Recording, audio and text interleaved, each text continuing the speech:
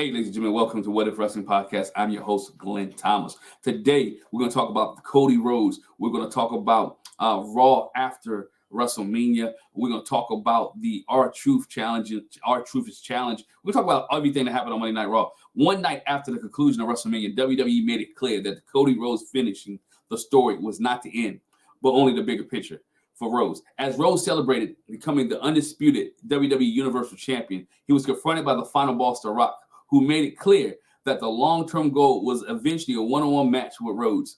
Rhodes was introduced by Triple H, who shared the emotional video package covering Rhodes' journey to become the Universal Champion, right? And victory over Roman Reigns.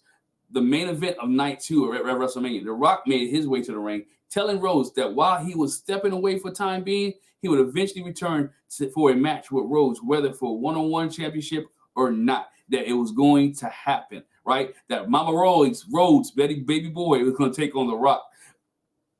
Again, the show opened up with Triple H thanking the fans for an atmosphere in the business celebrated by WrestleMania 40. He said it was the greatest WrestleMania ever on every type of metric there is, right? Whether it was social media, whether it was financial, whether it was pay-per-view, but whatever case would be, it was the greatest WrestleMania ever, right? Triple H then in an emotional video package, as I mentioned earlier, covering Cody Rhodes' journey and win over Roman Reigns from night 2. It showed everything leading up to him, to Rock making him bleed, him being whipped, talking about showing him his Gold Dust era. It even showed some members from AEW, right? It showed him in the Bucks. So it showed his journey all the way, which was great because the WWE is kind of breaking the fourth wall, not really including, right, other people's other organizations, other promotions. Triple H is letting you know that there are other promotions out there. Unlike it had been in the past where they didn't mention other promotions, right? They didn't mention AEW by name, but they did show the Young Bucks. They did show some scenes from AEW, which I thought was great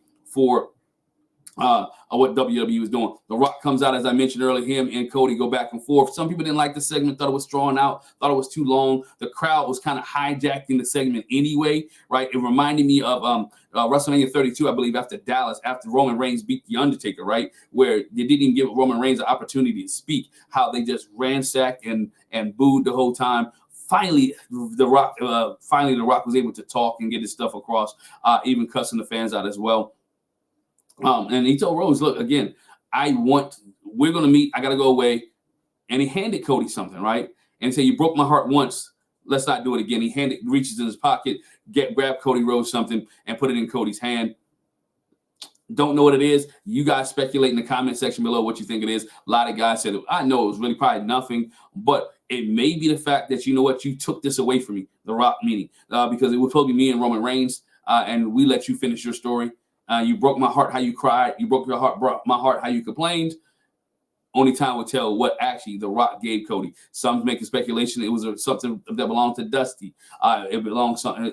It's a lot of speculations. But you guys leave a comment in the comment section below and let me know what your thought was. What did The Rock hand Cody Rhodes? Did you enjoy the segment? Was the segment too long? Was it drawn out? But again, the Raw fans were very hijackish, if I can use that word, right? I think we actually had some wrestling on Monday Night Raw. All right, this is what else happened on Monday Night Raw. You had Dragunov from NXT champion, taking on Shinsuke Nakamura.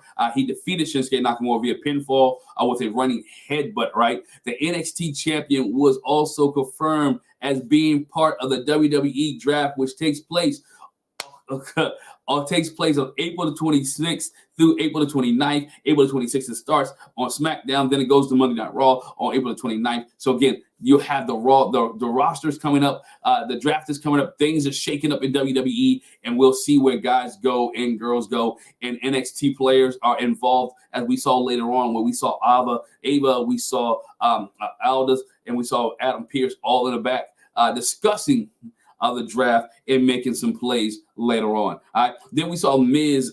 We saw a segment between Judgment. Judgment Day had a segment celebrating Rhea Ripley and celebrating Damian Priest when Damian Priest has become champion. They had a great celebration there with Damian Priest, and who shows up? None other than the man himself.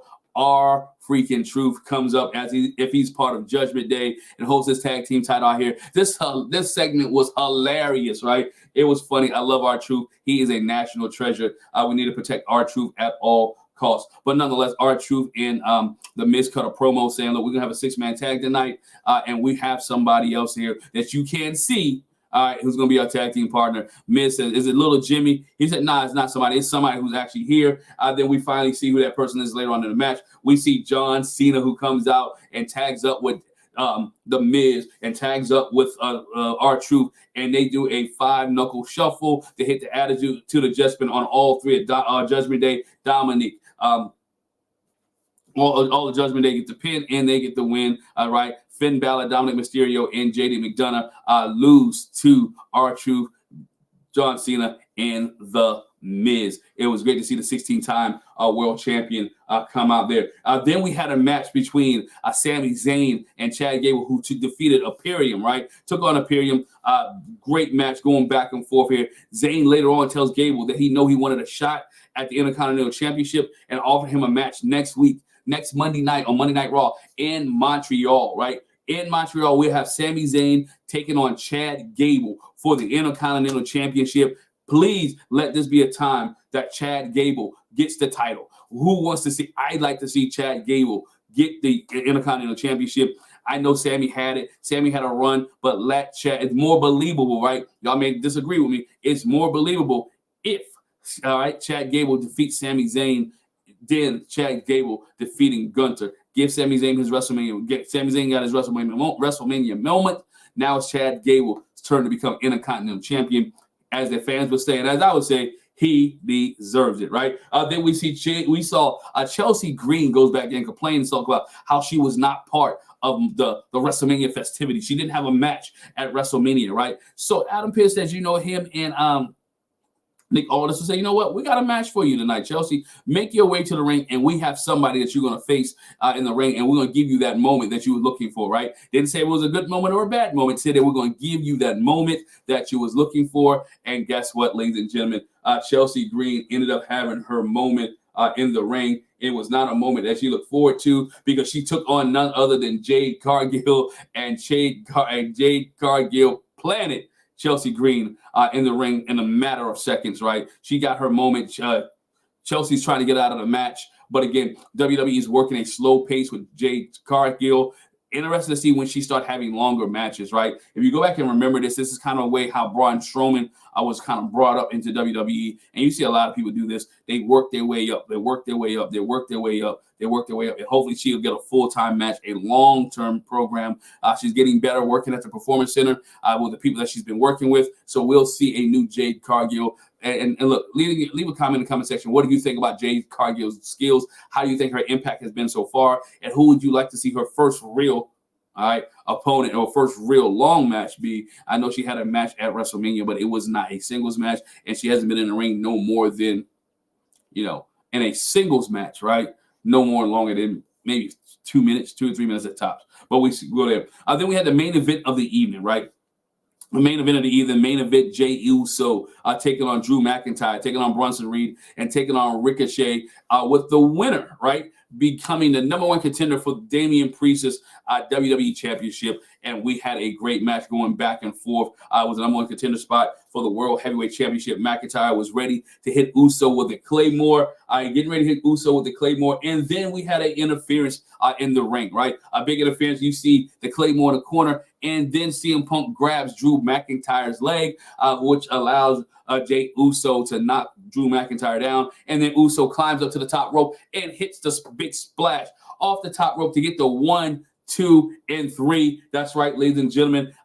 Jey Uso, main event, Jey Uso will have an opportunity to take on Damian Priest for the World Heavyweight Championship. I'm intrigued to see how this goes a little bit further with Jey Uso and Damian Priest, but I'm much more intrigued to see how Drew McIntyre and CM Punk, when they get in the ring, the hatred between these two is elevating. The storyline is good, and we see a lot of more of what we want to see as wrestling fans.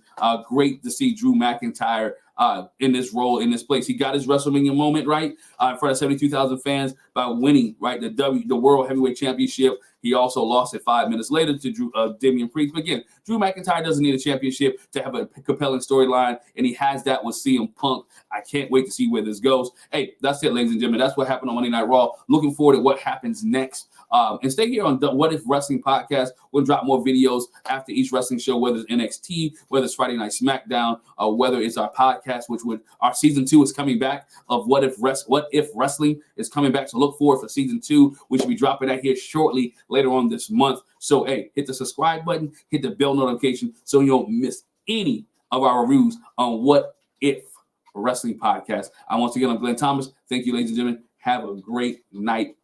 Peace.